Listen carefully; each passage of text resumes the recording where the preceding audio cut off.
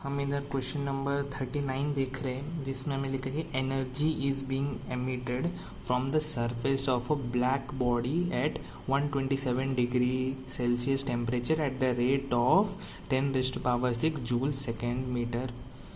और फिर उसके बाद temperature of the black body at which the rate of energy emission is 16 multiplied by 10⁻⁶ joule will be. तो इसमें से हम पहला गिवन लिख लेते हैं। हमारे पास गिवन क्या है, इसमें हमारे पास इसमें गिवन है कि हमको पहला ब्लैक बॉडी दिया है, और फिर उसका हमें टेम्परेचर दिया है। उसका टेम्परेचर को मैं डायरेक्टली केल्विन में कन्वर्ट कर डालता हूँ। डायरेक्टली केल्विन में कन्वर्ट किया मैंने तो ये हो गया 400 केल्विन हो गया, ठीक है। और इसका हमारा इसको क्या दिया है, इसका हमें पावर दिया है। पावर कितना है, 10⁻⁶ दिया है, ठीक है। और फिर उसके बाद क्या दिया है हमें, temperature of a black body at विच, और हमें एक सेकंड कंडीशन दिया है कि पावर उसका क्या है, पावर उसका 16 मल्टीप्लाइड बाय 10⁻⁶ है, ठीक है। पावर टेम्परेचर हमें ये सब दे दिया गया है। हमें क्या फाइंड आउट करने का है, हमें टेम्परेचर फाइंड आउट करने का है। जब भी हमारे पास क्या होगा, ये पावर एमिट करेगा ये। तो हम पहला देख लेते हैं। ये हो गया हमारा P1, ये हमारा हो गया P2। तो हम पहला निकाल देते हैं P2 by P1। P2 by P1 क्या रहेगा हमारा, P2 बाय P1 होगा 16 मल्टीप्लाइड बाय 10⁻⁶ और फिर उसके बाद 10⁻⁶। तो 10⁻⁶ और 10⁻⁶ कट जाएगा, तो P2 by P1 is equal to 16 हो गया हमारा, 16 हो गया। और हमें इससे पता है, और हमें ये फॉर्मूला तो पता ही है हमें, Q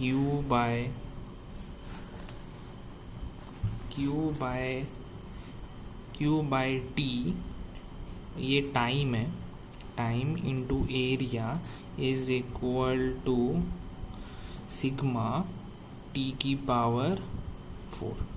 ये हमें फॉर्मूला पता है, स्टीफन बोल्ट्जमैन लॉ से हमें ये फॉर्मूला पता है। तो Q बाई T को मैं क्या लिख सकता हूँ, पावर लिख सकता हूँ। Power by area is equal to Stefan's constant और T की पावर 4 लिख सकता हूँ। इससे मैं क्या बोल सकता हूँ, power is proportional to T की पावर 4। तो इधर देखो हमने क्या निकाला है, P2 बाई P1 निकाला है हमने इधर।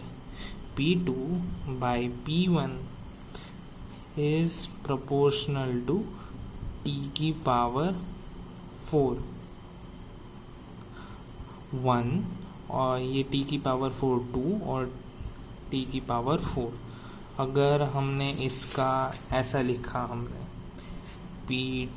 P2 by P1 is equal to T2 by T1 की होल पावर 4। इसका वैल्यू तो हमें 16 पता है, तो 16th का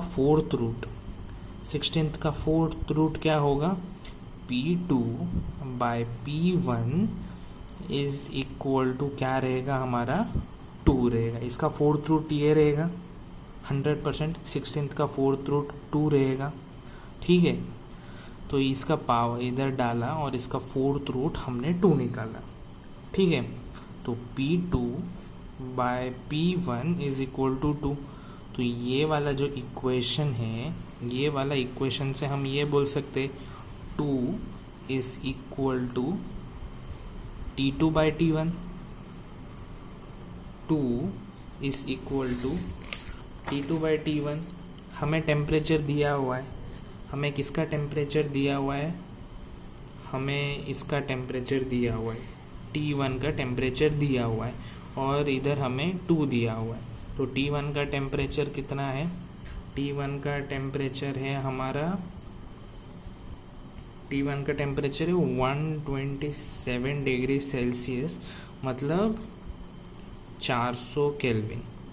400 केल्विन हो गया। 400 इंटू 2 कितना हो गया? 800 हो गया। 800 केल्विन, 800 केल्विन आपका आंसर है। अभी आप इसको -273 करके आप डिग्री सेल्सियस में निकाल सकते हो। 7 हो गया, ये 9 हो गया, ये 10 हो गया, ये 7 हो गया, ये 2 हो गया, ये 5 हो गया। तो 527 इसका आंसर हो जाएगा डिग्री सेल्सियस में, और 800 केल्विन हो जाएगा इसका आंसर।